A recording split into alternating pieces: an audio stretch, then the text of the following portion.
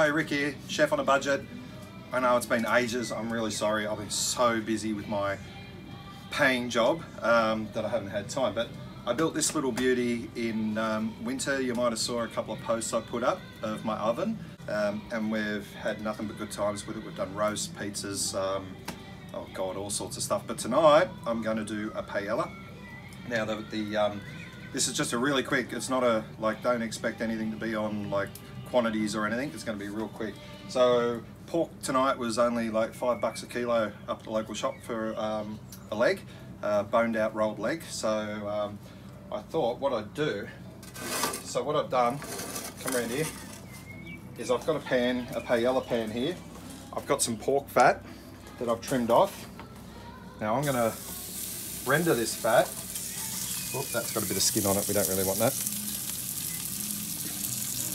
I'm going to render this fat down. Instead of using a vegetable oil or an olive oil, I thought, why not use the fat that's actually... Just one more. Yeah, but I don't want it all in. Oh. So I thought, why not use the fat? A little bit of skin on there, doesn't matter. So I'm going to render that down. That'll take a few minutes. I'm going to push it back in, take a shot in there, my lovely camera wife. Now, if you don't have a wood-fired oven, which a lot of people don't, what you can do is basically start it on your stove top, follow my instructions, do it on your stove top, have your oven preheated to 200, 220 degrees.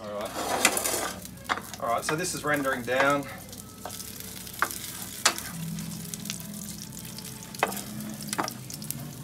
As I said, there's a little bit of skin and that on it, so what I might do,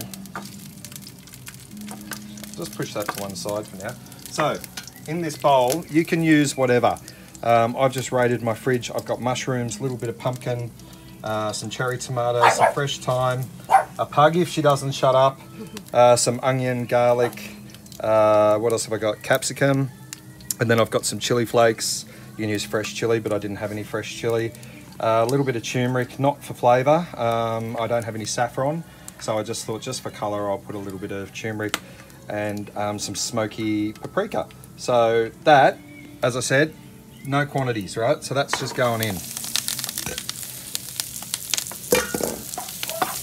As I said, just start this on your stove top, right?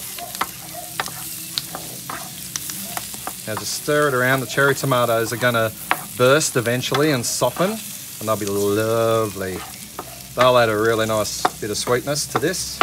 Right, so I'm just gonna push him in there, and we'll come back in about, I'll give it a stir, but we'll come back in, I don't know, 3-5 minutes, and we'll see. God, it's hot in front of this oven on a 30-degree day. We'll come back and see how it's going. Okay, so about 5 minutes later in the oven, we have this, and it's looking tasty as. So all I'm going to do now is I've got 500 grams of Spanish rice. Actually, my little local shop had this, I couldn't believe it, that you could use any sort of medium grain rice. And to that, what's that? That's about 2 cups. So that does smell nice. So to that, you would want to add, oh geez, approximately 2 cups of rice would mean 1, 2, probably about 3.5 cups of stock. Oh, What's that? I don't know, something exploding in the... All right, that's probably enough. I've got chicken stock here. You can use pre-made stock or a powdered stock, but if you go back through the Chef on a Budget videos, you will find a really easy, good recipe for brown chicken stock. So now I'm going to lay the pork on top. As I said, this was a bone rolled leg that I've just cut into little steaks, and I don't want it cubed because I find with paella, I would like it to not just be all like risotto sort of size. I like to actually have to get a knife and fork out. All right, so I'm laying all that in. Oh wow, I've got the perfect amount here. That was a good guess. So I'm going to slide that in now. And guys, these ovens, like if I can build it, I've never done anything in my life, and everything just seems to taste better. My father-in-law is a legend, whoops, and he made me this door. So I'm going to put the door on, and he even made me a vent so I can regulate. I'm going to half shut that, and I'm hoping that it's probably going to be a bit hotter than 220. It's probably going to be about, oh my God, I've forgotten something very important. And all my chef buddies watching this, who laugh hilariously at me do this and think I'm a bit of a goose, would have picked up on this. Ooh. You might actually want to season it, eh? Bit of salt and pepper, just to taste. You don't need to stir it because as that cooks in the pan, it's going to be absorbed into the rice.